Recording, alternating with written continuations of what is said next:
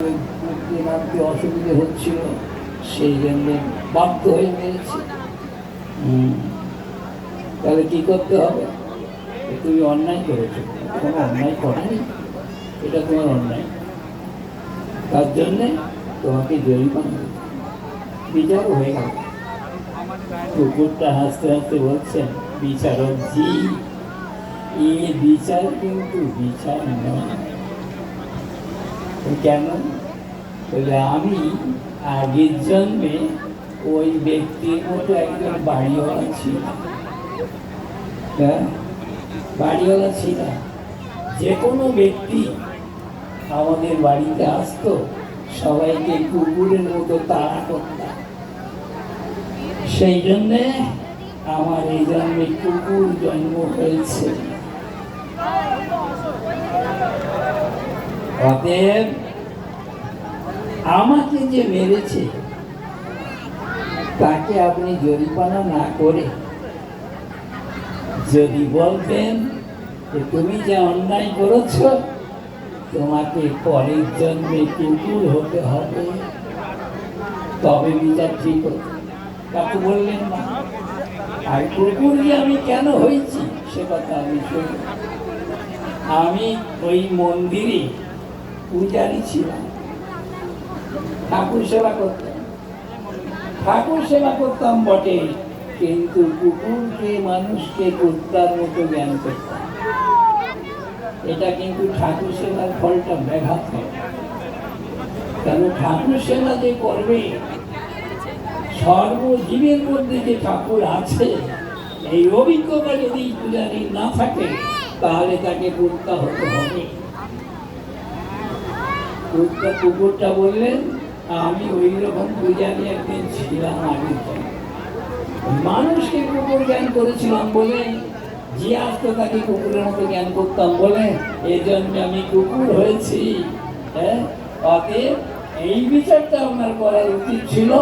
আমি যেমন আগের জন্মে অপরাধ করেছিলাম বলে আমাকে কুকুর হতে হয়েছে, ও যেমনি অপরাধ করেছে ও যেন কুকুর হয়, তবে বিচারটা ঠিক হচ্ছে। দেখেছেন?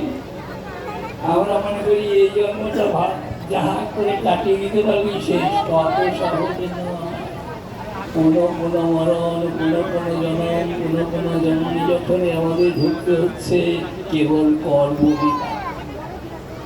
যেমন যেমন কর্ম, তেমন তেমন দেহ, তেমন তেমন জন্ম। এটা কিন্তু নিজের মন গড়া করলে চলবে না। মহাজন যেন গত সপন্থা। মহাজন যেভাবে চলতে বলেছেন, তারা যেভাবে আচরণ করেছেন, ঠিক সেইভাবে চলতে হবে। তবে বৃক্ষের মতো সহিষ্ণুতা হতে হয়, তবে বৈষ্ণব বলে মান্য হয়। শাস্ত্র অনুযায়ী আমার কাছে মান্য হতে পারে, কারণ আমি অজ্ঞজি। পোশাক দেখে চিনি, পোশাক দেখে বৈষ্ণব কেন যায় না, স্বভাব চিনতে হয়। স্বভাব না জানলে বৈষ্ণব বলে বোঝা যায়। তাহলে কি হলো? তার 1 নম্বর প্রমাণই হলো ঠাকুর হরিদাস। হ্যাঁ, হরিদাস ঠাকুর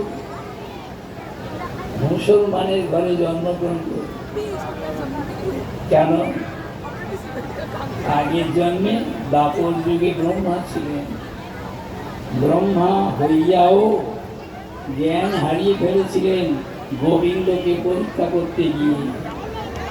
বৃন্দাবনে নাকি ভগবান এসেছে শোনা যাচ্ছে, একবার দেখার দরকার। তখন মাত্র গোবিন্দ 2-4টে বাছুর নিয়ে আর 2-4 জন সখা নিয়ে বনে সবে শুরু করেছেন গোচার। বড় গরু চড়াবার সামর্থ্য এখনো হয়। নন্দ মহারাজ তো গোয়ালা ছেলে কৃষ্ণ, তোমাকে গোচারণ কাজটা অবশ্যই করতে হবে। আগে শিক্ষা কর। 2-4টে বাছুর নিয়ে সখাগণকে তোমার সমকক্ষ নিয়ে আগে শিক্ষা কর, অভ্যাস কর, তারপরে বড় গরু চালাতে শিখ। আগে শিখতে হবে, সব কিছু আগে শিখতে হবে। সেই অবস্থায় 2-4 দিন এরকম গেছেন। ব্রহ্মা এসে একদিন দেখলেন, ও বাবা, এই কৃষ্ণ এটা একজন বালক বটে। বালক না হয় হলো, সকালে একটা ফল গাছ থেকে পেড়ে এক কামড় খেয়েছে। খেয়ে দেখলো, আহা কি মিষ্টি ফল, কানাইকে দিতে হবে। ব্রহ্মা দেখছে কানাইকে দিতে হবে। ভালোবাসাবাসি কাকে বলে? গোবিন্দ দেখে গেছেন লীলার দ্বারা। সেই গোবিন্দ ভজন নাকি আমরা করি। হ্যাঁ, যেখানে আছে শুধু ভালোবাসাবাসি, সেখানে প্রাণ যেতে চায় মা, সকলে পুরাই যায়। রামকৃষ্ণ একই কথা, আলাদা ভাষা। ব্রহ্মা ভাবলেন, ভগবান একে তো সামান্য শিশু, তার মধ্যে আবার রাখালগণ অর্ধেক ফল খেয়ে সেই এঁটো ফলটা কৃষ্ণের মুখে দিচ্ছে, কৃষ্ণ খাচ্ছে। হ্যাঁ, কৃষ্ণ খাচ্ছে। কিরকম ভগবান তো বোঝা যাচ্ছে না। পরীক্ষা করে ব্রহ্মা পরীক্ষা করছেন। কি পরীক্ষা করলেন? গোবিন্দ আগেই জেনে নিয়েছেন ব্রহ্মা এরকম মধুর নিয়েছে। তাই একটা গাছের আড়ালে গিয়ে কৃষ্ণ আর বলরাম কথা বলছেন, গল্প করছেন, যেন দেখাচ্ছেন।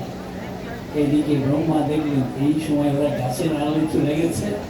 এখন ওই গরুকে আর সকাবাড়িকে চুরি করে নিয়ে পাহাড়ের গর্তে দিয়ে, হ্যাঁ, 1 বছর আসেনি চাপা পড়ে। গোবিন্দ ভাবলেন, আমাকে তো গোচারণ করতেই হবে। তাছাড়া আমার বাবা যখন পাঠিয়েছে বনে, অনেক কিছু দিতে হবে। বাছুরগুলো গেল কোথায়, সকাল গেল কোথায়, কিছুই করতে হবে না। নিজের ঐশ্বরিক শক্তির দ্বারা যেমন যেমন সখা ছিল, যেমন যেমন বৎস ছিল বাছুর, তেমন তেমন নিজের দেহের থেকে প্রকাশ করে। অনাদি আদি গোবিন্দ সর্ব কারণের কারণ, তিনি সব কিছু করতে। আবার চলছে 1 বছর গোচারণ, কোনো অসুবিধে নেই। ব্রহ্মা 1 বছর পরে এসে দেখলেন আবার সেই এটা কথা। তখন ব্রহ্মা দেখলেন মনে হয় ঢাকা খুলে নিয়ে এসছে তার। সেখানে দৌড়িয়ে গিয়ে দেখবেন, না গো, গ্রামটার নামই হয়েছে সেই গ্রাম। গ্রামটার নাম হচ্ছে সেই গ্রাম। তাহলে গরু চড়ানো, গরু চুরি করা খুবই অপরাধের কাজ।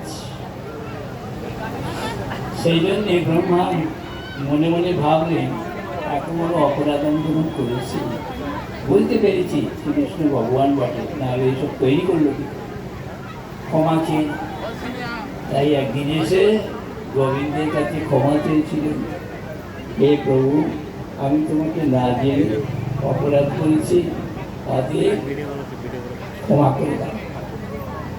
গোবিন্দ বলেছেন, ঠিক আছে, তুমি যখন নম্রতা স্বীকার করছো, ক্ষমা চাইছো, তোমার অন্যায়।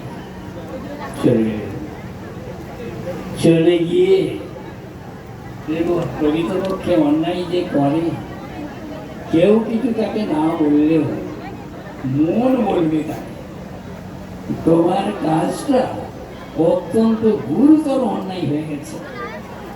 ব্রহ্মা মনে মনে চিন্তা করতে করতে জানলো, এত বড় অপরাধ আমি করলাম, এক কথার ক্ষমা হয়ে না, কোনো শাস্তি হল না। কিরকম চিন্তা করা হতো? হ্যাঁ, আমরা কথা উড়িয়ে দিল, রেহাই কিন্তু কর্মফল সবাইকে ভোগ করতে হবে। এটা আমাদের জমা ছিল, আরো জমা করছি, আবার ভোগ করতে আসতে হবে। ব্রহ্মারও রেহাই নেই, আমরা তো তার শ্রেষ্ঠ জীব, আমাদের কি করে হবে? ব্রহ্মা চিন্তা করতে করতে ভাবলেন, শুনেছি অষ্টাবিংশতি কলিতে সেই শ্রীকৃষ্ণ চৈতন্যদেব নাম ধরে গৌরযুগে অবতীর্ণ হবে নদিয়াতে ব্রহ্মা জ্ঞানিতা। অনেক বাকি আছে সেই অবতার হতে। ব্রহ্মা ভাবেন না, তার আগেই আমাকে দেখা করতে হবে। কি করে দেখা করে? শুধু আসেন। তপস্যায় মগ্ন হয়েছিল। কোথায়? নবদ্বীপ ধামে 9টা দ্বীপের মধ্যে একটা দ্বীপের নাম হলো অন্তর্দ্বীপ, যেখানে মহাপ্রভু জন্মগ্রহণ করেছিলেন পরবর্তীকালে। সেটার নাম হয়েছে অন্তর্দ্বীপ। সেই অন্তর্দ্বীপে এসে মহাপ্রভুর আবির্ভাবের অনেক পূর্বে সেখানে এসে তপস্যা করেছিল। ব্রহ্মা তপস্যা করছেন কি জন্য? চৈতন্যদেবের সঙ্গে একবার আগেই দেখা করে নেব। কবে তিনি আসবেন তার তো ঠিক নেই, একবার দেখা করে নেব। এইভাবে তপস্যা যখন শুরু করলো, কিছুদিন পর পর আবার চৈতন্যদেব ভাবলেন আমাকে যখন সে যাচ্ছে এত করে, আগে একবার দেখা দিয়ে আসি। তাই একদিন হঠাৎ ব্রহ্মার সামনে এসে